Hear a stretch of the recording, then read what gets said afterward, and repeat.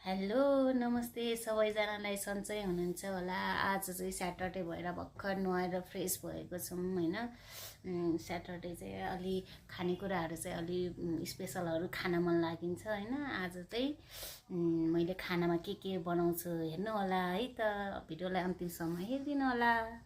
सुरुमा चाहिँ म दाल पकाउनतिर लागेँ। दाललाई चाहिँ राम्ररीसँग पखाल्नुपर्छ। अनि त्यसपछि मैले स्वाद अनुसारको नुन बेसार हाल्छु। त्यसपछि यसलाई बसाल्छु। यो चाहिँ हाम्रो बारीको साग। कराई बसाल्यो। कराईमा थोरै तेल हाल्छु।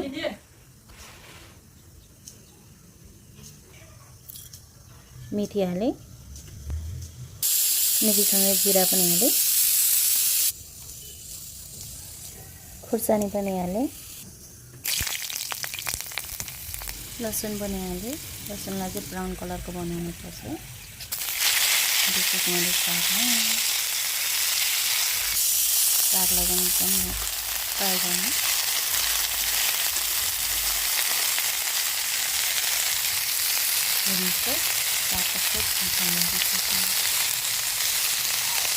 अब चाहिँ हामीले साग पनि अब रेडी हुँदै लगायो।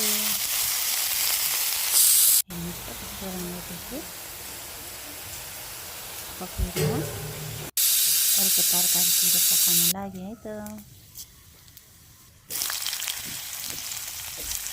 अर्को तरकारी चाहिँ आज म मिक्स तरकारी पकाउन लागेको छु। मिक्स तरकारीमा चाहिँ आलु र गाजर सिम मिक्स गरेर पकाउँछु है त।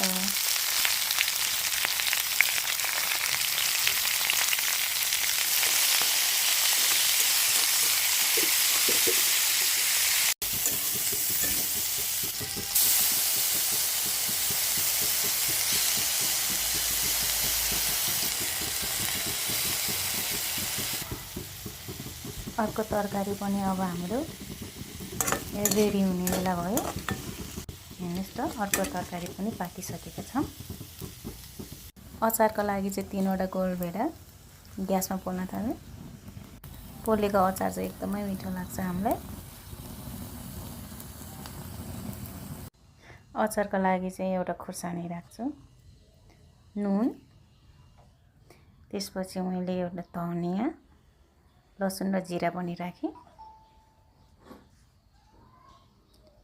यसलाई मिक्स गरेर मजाले पिस्नुपर्छ।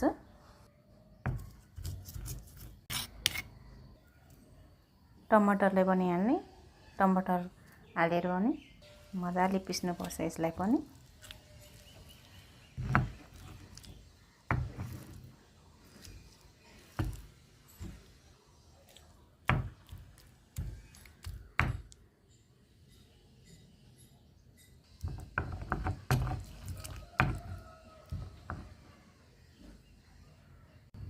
अचार पनि रेडी भयो। अब दालको लागि चाहिँ थोरै घिउ हालेँ।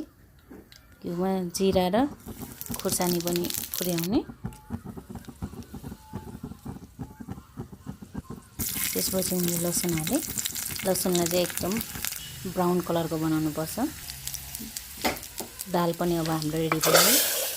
अब चाहिँ हाम्रो खाना रेडी भयो। Thank you for watching video. Bye by.